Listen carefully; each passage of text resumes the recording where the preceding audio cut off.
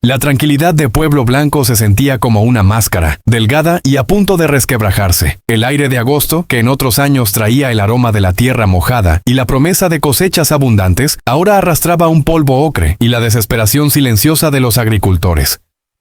Fue durante una de esas mañanas sofocantes, cuando el sol se alzaba como un ojo implacable en el cielo pálido, que sucedió el primer desastre.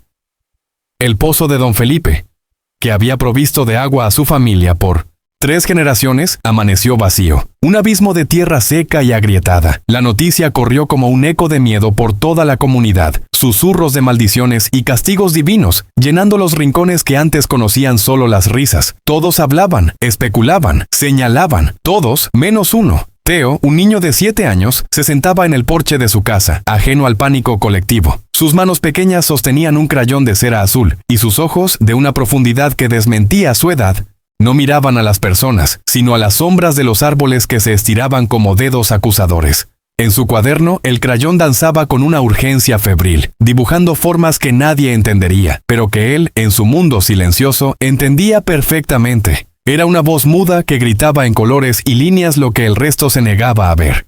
En el corazón de la plaga que asolaba Pueblo Blanco, Teo se convirtió en un fantasma, una presencia que incomodaba a los adultos, mientras sus padres y vecinos se reunían en la plaza para rezar y debatir sobre la supuesta maldición. Teo permanecía en silencio, observando el miedo en los rostros de todos. Sentía la frustración de su padre, Mateo, quien lo miraba como a un enigma que no podía resolver, y la piedad de su madre que intentaba en vano consolarlo. Teo había dejado de hablar a los 4 años, después de un accidente que había marcado su alma más que su cuerpo. Desde entonces, sus palabras se transformaron en un torrente de dibujos. El silencio de Teo no era un vacío, sino un espejo, reflejando las fallas de los adultos.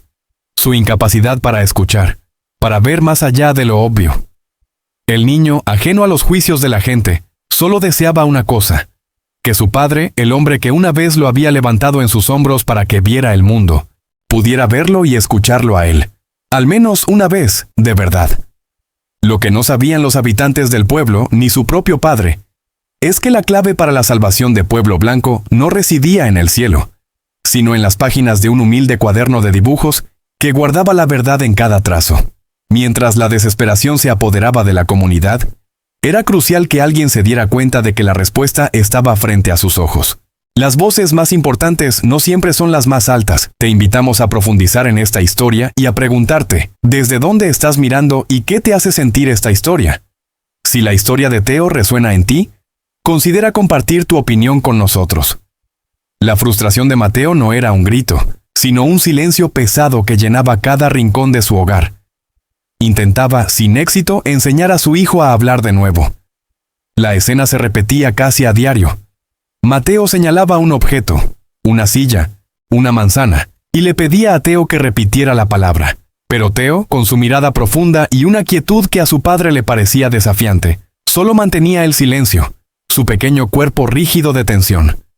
El dolor de Mateo se manifestaba en su desesperación, en su voz que se elevaba con una ira contenida, y en sus manos que apretaban el aire, impotentes. Él, un hombre acostumbrado a domar la tierra y controlar su destino con sus propias manos, se sentía inútil frente a su propio hijo. Consideraba el silencio de Teo no como un síntoma, sino como una ofensa personal, un reflejo de su fracaso como padre. Esta frustración había erosionado la relación, convirtiendo su vínculo en un campo minado de emociones no expresadas, donde cada mirada, cada gesto, era una prueba de su distancia. Para Mateo, la discapacidad de Teo era un eco constante de su propia impotencia.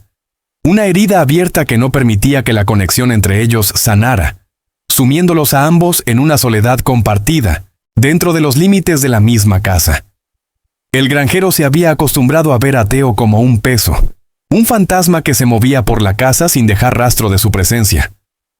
La única evidencia de su existencia eran los dibujos.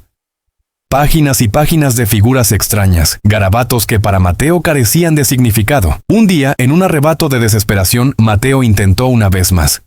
Se sentó frente a Teo con una manzana en la mano, un símbolo simple de su vida en la granja, y le exigió que las nombrara. Su voz, tensa por la frustración, resonó en el aire estancado del salón. Theo, por un instante, pareció querer responder. Sus labios se movieron, pero ningún sonido salió. En su lugar, el niño, con una angustia que le arrugaba la frente, tomó su cuaderno de dibujos y lo apretó contra su pecho, como si fuera un escudo. El gesto fue como una bofetada para Mateo. La rabia que había estado burbujeando bajo la superficie estalló. Con la voz quebrada por la desesperación, le gritó al niño y le preguntó por qué era tan difícil, por qué no podía ser como los otros. Theo, encogido, se alejó lentamente, llevándose su cuaderno, su único confidente, su única voz. En ese momento, la brecha entre padre e hijo se hizo un abismo tan profundo que ambos pensaron que jamás se podría cerrar. El silencio que siguió fue más ruidoso que cualquier grito, un sonido sordo de corazones rotos. La maldición de la sequía y la enfermedad en el ganado se intensificaba, arrojando una sombra sobre cada conversación en Pueblo Blanco. La desesperación se transformó en una plaga emocional que consumía a la comunidad. Las reuniones en la plaza se volvieron más largas, los rezos más fervientes, pero la tierra seguía agrietándose y los animales seguían cayendo. En medio de esta atmósfera asfixiante, Mateo, el hombre pragmático que creía en el esfuerzo y no en las supersticiones, sintió que su mundo se derrumbaba. Sus cultivos se marchitaban. Su ganado enflaquecía. En su mente, una decisión desesperada comenzó a tomar forma. Vender la granja familiar y mudarse. Huir del lugar que los estaba asfixiando lentamente. Tomaría a su familia y se iría a una de las grandes ciudades, donde el agua y las oportunidades no dependían de la buena voluntad del cielo. Le contó la idea a su esposa una noche, sus palabras un torrente de resignación y miedo. Su esposa, con lágrimas en los ojos, lo miró con tristeza. Theo, en la habitación contigua, había escuchado todo. Sintió el peso de la decisión de su padre, la tristeza de su madre, y su pequeño corazón se llenó de un terror desconocido. Sabía que huir no resolvería el problema, porque el problema no estaba en el pueblo, sino debajo de él. Y él, Theo, era el único que tenía el mapa. Mientras los adultos de la comunidad se sumergían cada vez más en la ignorancia, aferrándose a la creencia de que una fuerza mística los castigaba, Theo continuaba con su misión. Su pequeño cuerpo se movía con una determinación que no coincidía con su edad, sus manos garabateando febrilmente en el cuaderno. Sus dibujos ya no eran solo formas y colores, se volvieron un lenguaje, un mapa, una evidencia. Cada línea, cada sombra adquiría un significado. Una figura extraña y bulbosa con un ojo, un arroyo que parecía llorar lágrimas oscuras, un círculo de ramas rotas que formaban una X en el suelo. Los adultos, inmersos en sus propios miedos y debates, veían los dibujos de Theo como simple arte infantil. No les prestaban atención, los consideraban fantasías. Incluso Mateo, que lo observaba de reojo, suspiraba y sacudía la cabeza, interpretando la obsesión de su hijo por el dibujo como un síntoma de su aislamiento. Ignoraban que las páginas de su cuaderno eran el único registro de lo que verdaderamente estaba ocurriendo. Theo era el único testigo, la única voz de la razón en una comunidad que había elegido cerrar los ojos a la verdad y escuchar solo los rumores y los miedos que la consumían por completo. La desesperación de Mateo, alimentada por la pérdida de sus cultivos y la inminente decisión de irse, lo llevó a un estado de profunda miseria. La granja, que siempre había sido su orgullo, ahora era un recordatorio constante de su fracaso. Se sentía atrapado, su mente atrapada en un ciclo de frustración y derrota. Una tarde, sentado en el porche, vio a Theo, su hijo, en cuclillas cerca del pozo ahora seco, dibujando en su cuaderno con una concentración casi dolorosa. Mateo, en un acto impulsivo que mezclaba la rabia y el cansancio, se acercó a él. No para reprenderlo, sino para entender. Quería entender qué veía su hijo, qué lo hacía tan ajeno a la realidad que los consumía. Se agachó, con la voz apenas un susurro. ¿Qué dibujas, hijo? Theo, sin levantar la vista, señaló las páginas. Los dibujos eran increíblemente detallados. Mostraban el pozo no como un hoyo en la tierra, sino como una boca abierta y enferma. Desde la boca salían líneas sinuosas y negras que se extendían por la página, como venas podridas. El pozo que le dio vida a Pueblo Blanco ahora era la fuente de muerte y desesperación. Las líneas que se extendían y se ramificaban a lo largo de las páginas terminaban en un punto específico. Un grupo de árboles retorcidos, con sus ramas rotas, formando una X, un símbolo de advertencia que Theo había dibujado una y otra vez. Mateo, confundido, siguió las líneas con el dedo. ¿Qué es esto, Teo? ¿Qué significa? Teo por primera vez levantó la mirada hacia su padre. Sus ojos, llenos de una tristeza ancestral, hablaban por él. El niño, que no podía decir una palabra, intentaba transmitir un mensaje de vida o muerte. Tomó el lápiz de Mateo y con una mano temblorosa, trazó una flecha desde la X, apuntando hacia un lugar en la granja que Mateo conocía bien. Un bosquecillo olvidado en la parte trasera del terreno. Un lugar que nadie visitaba y que había sido durante décadas el basurero de la comunidad, oculto a la vista y olvidado. El corazón de Mateo dio un vuelco. Se dio cuenta en ese instante de que lo que él había ignorado como simples garabatos eran la única pista que tenían para resolver el misterio que consumía su pueblo. La revelación no lo trajo felicidad, sino una sensación de culpa y arrepentimiento. Se preguntó cómo había sido tan ciego, tan egoísta, tan absorto en su propio dolor, que no se había dado cuenta de la verdad que su hijo había estado gritando en silencio todo este tiempo. El corazón de Mateo latía con una mezcla de pánico y un tipo de esperanza que no había sentido en años. La maldición que había aterrorizado al pueblo no era un castigo divino, sino un problema que una simple excavación podía resolver. Se dirigió de inmediato a la plaza, donde los hombres del pueblo, viejos y jóvenes, discutían con fervor. El líder religioso local, un hombre de voz imponente y mirada severa, hablaba de la ira de Dios y de la necesidad de un sacrificio. Mateo, con el cuaderno de Teo en la mano, interrumpió la discusión. Su voz tembló al principio, pero ganó fuerza al ver la confusión en los rostros de todos. Trató de explicar lo que había descubierto. El basurero abandonado, el agua contaminada. Sin embargo, su argumento era débil, basado en los garabatos de un niño mudo. Los murmullos de la multitud se convirtieron en burlas. Lo ridiculizaron, cuestionando su cordura al creer en algo tan absurdo. Su dolor se profundizó cuando vio las miradas de lástima de sus vecinos, las mismas miradas que le daban a su hijo. Las voces de la ignorancia y el miedo lo rodearon, un muro invisible que le impedía llegar a la verdad. La vergüenza y la frustración lo invadieron. Su propia gente se negaba a escuchar, a ver la verdad que su hijo, con su silencio, había encontrado. La tensión en la plaza era palpable, un campo de batalla de la razón contra la superstición. Un hombre con el rostro enrojecido por el sol y el orgullo se acercó a Mateo. ¿Un dibujo? ¿Vas a dejar que un mudo te diga qué hacer? Las palabras eran un puñal, clavándose directamente en el corazón de Mateo. Pero antes de que pudiera responder, una voz suave interrumpió el debate. Era Ana, una joven mujer que había estudiado en la ciudad y había regresado para cuidar a su abuela. Ella se acercó a Mateo con los ojos fijos en los dibujos del cuaderno. «Dejen de discutir y miren esto», dijo con calma. Tomó el cuaderno y se lo mostró a los demás, apuntando a los detalles que Teo había dibujado. La forma de los árboles, la roca partida por un rayo. «Esto no es un garabato», continuó. «Es un mapa. Él no puede hablar, pero su mirada es la más aguda de todas. Ha visto algo que ustedes han ignorado». El silencio que siguió a sus palabras fue el más profundo que el pueblo había conocido en semanas. Ana no era una mujer que gritara, pero su voz tenía una autoridad que venía de la confianza. Mientras la multitud procesaba las palabras de Ana, un nuevo tipo de conflicto se apoderó de ellos. La lucha entre su arraigada ignorancia y una nueva posibilidad. El líder religioso, con la voz llena de dudas, intentó recuperar el control, pero la semilla de la duda ya había sido plantada. La mirada de Mateo, llena de un nuevo tipo de determinación, se encontró con la de los demás. «Mi hijo ha visto algo», dijo. «Ha estado tratando de decírnoslo por meses. Yo no lo escuché, pero ustedes tienen una oportunidad». La vergüenza y la desesperación en su voz eran más persuasivas que cualquier argumento. El anciano que antes lo había ridiculizado ahora bajaba la mirada. La terca ignorancia del pueblo se enfrentaba por primera vez con la posibilidad de que la verdad no fuera mística, sino algo tan simple y tan olvidado como un basurero. La batalla se estaba librando en los corazones de cada persona, la lucha interna entre la comodidad de sus creencias y la exigencia de la verdad. Teo en la distancia observaba en silencio, sabiendo que su padre por fin lo había escuchado.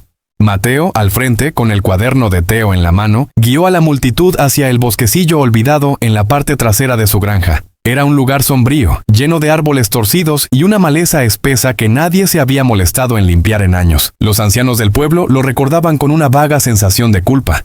Era el sitio donde se había vertido la basura de la comunidad durante generaciones, antes de que las regulaciones modernas llegaran a Pueblo Blanco. Pero la mayoría de los más jóvenes como Ana no tenían ni idea de lo que estaban a punto de ver. La caminata fue larga y silenciosa, una peregrinación de la fe a la razón.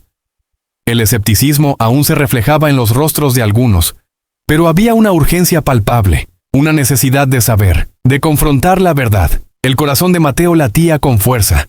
No tenía un plan de respaldo. Si se equivocaba, sería la burla del pueblo para siempre, y el vínculo frágil que se estaba forjando con Teo se rompería para siempre.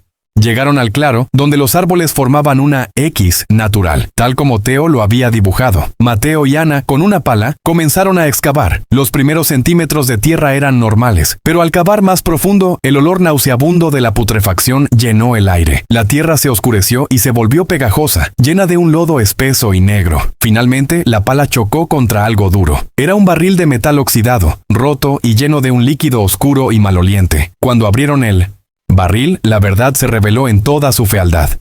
Una mezcla de desechos tóxicos y basura orgánica, que durante años había estado filtrándose lentamente en el subsuelo, contaminando la principal fuente de agua del pueblo y envenenando las tierras de cultivo y a los animales. La multitud, que antes había dudado, ahora estaba en shock. El silencio esta vez no era de miedo, sino de una comprensión abrumadora.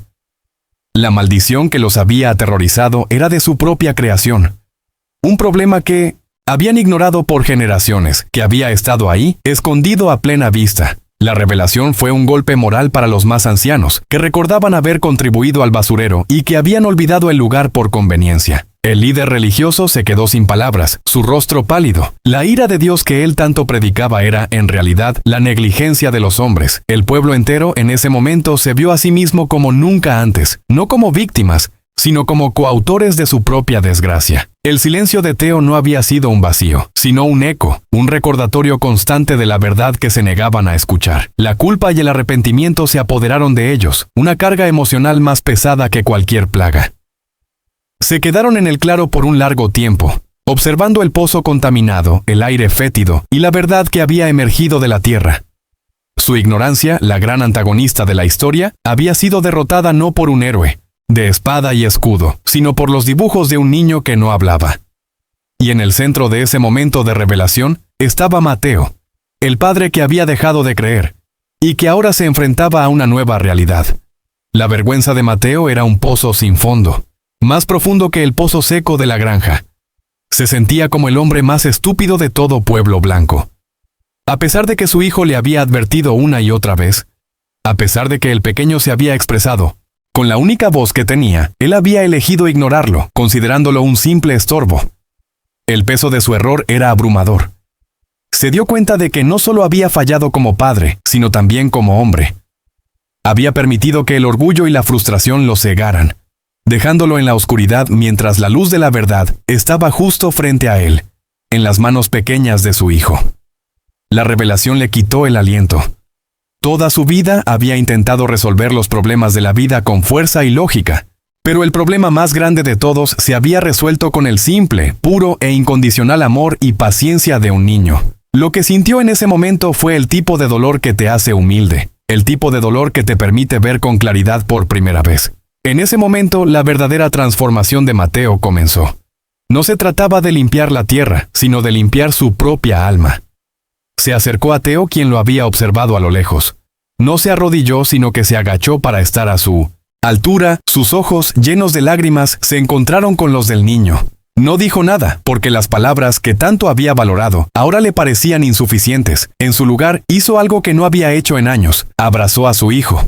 Fue un abrazo diferente a todos los anteriores. No era un abrazo de consuelo o de piedad, sino de profunda gratitud y arrepentimiento. Su cuerpo se relajó y sintió el calor del pequeño Teo. Teo, a su vez, lo abrazó de vuelta, como si hubiera estado esperando ese momento toda su vida. El niño no le dijo, "Te lo dije". No le reprochó nada, solo le devolvió el abrazo, perdonándolo con un gesto de amor incondicional. El pueblo entero, movido por la culpa y el arrepentimiento, se unió para limpiar la tierra. La gente, que antes se había enfrascado en oraciones y debates, ahora trabajaba codo a codo, con palas y cubetas, extrayendo la tierra contaminada y sustituyéndola por tierra nueva y limpia. El silencio, que antes había sido el signo del miedo y la superstición, ahora se transformaba en el sonido de la redención. Todos comprendieron que la solución a sus problemas no vendría de fuerzas místicas, sino de la acción colectiva y la responsabilidad compartida. La curación de la tierra era un espejo de la curación del alma de Pueblo Blanco. Mateo, que ahora era el líder no por su fuerza, sino por su humildad, supervisaba el trabajo. Se aseguró de que cada pedazo de basura fuera removido, cada barril oxidado fuera desechado. Sabía que esta tarea era su penitencia, su forma de demostrarle a su hijo, y a sí mismo, que el pasado no podía cambiarse, pero que lo que se hace con él, sí. El sol, que antes había sido una presencia sofocante, ahora parecía brillar con una luz más suave, más cálida, sobre la tierra que estaba siendo purificada. El pueblo, que había estado al borde de la destrucción, se levantaba de las cenizas, renacido gracias a la voz silenciada de un niño. La vida en Pueblo Blanco, aunque no volvió a ser la misma, se transformó. Las cosechas futuras serían más prósperas, y la salud del ganado que se había recuperado lo demostraba. Mateo, sin embargo, era el más cambiado de todos. Ahora veía el silencio de su hijo no como un defecto, sino como un superpoder. Había aprendido a leer la verdad en los ojos de Teo, en los trazos de sus dibujos, en la quietud de sus gestos. Había descubierto que el lenguaje no necesita palabras para ser entendido, y que las conexiones más profundas se construyen en el silencio, en la paciencia, en el simple acto de escuchar con el corazón. Su relación con Teo se convirtió en el faro de la comunidad, una prueba de que incluso las heridas más profundas pueden sanar con amor y comprensión, y a veces la voz más importante es la que nunca se eleva, sino la que se escucha. La lección se aprendió, el pueblo nunca lo olvidó. El sol se ponía, pintando el cielo con tonos anaranjados y morados, un lienzo de esperanza sobre las tierras renovadas. Mateo y Teo estaban sentados en el porche, como tantas otras veces, pero ahora el silencio que los envolvía no era incómodo ni solitario. Era un silencio de comprensión, de paz, de un amor que había sido forjado en la adversidad y el arrepentimiento. El niño, que antes se sentía invisible, ahora se sentía más visto que nunca, y el padre, que había vivido en la ceguera, ahora veía con una claridad que lo hacía más fuerte. Mateo miró a su hijo, una sonrisa tranquila en el rostro. Le entregó un lápiz y un cuaderno en blanco. Teo lo tomó, sus ojos brillando de anticipación. El mundo había visto su caída. Ahora el mundo vería su redención. El niño tomó el crayón y comenzó a dibujar. No había garabatos esta vez, sino una imagen clara y hermosa. Un pozo lleno de agua cristalina, de la que brotaba una pequeña flor. Las flores eran un símbolo de esperanza, y para Mateo se convirtieron en un recordatorio de que a veces las respuestas más importantes vienen de los lugares más inesperados, y las voces más importantes son las que tienen el coraje de permanecer en silencio, enseñándonos el valor de escuchar. Su redención no fue solo limpiar la tierra, sino enmendar su relación con su hijo, que, a su manera silenciosa, le había mostrado el camino. Al final, la lección para todos fue simple. No eres lo que hiciste en el pasado, sino lo que todavía puedes hacer para cambiar. El pasado no puede ser cambiado, pero lo que haces con él, sí. ¿Qué harás con él? Sé parte de este viaje. Suscríbete al canal para no perderte las próximas historias que te harán pensar y sentir.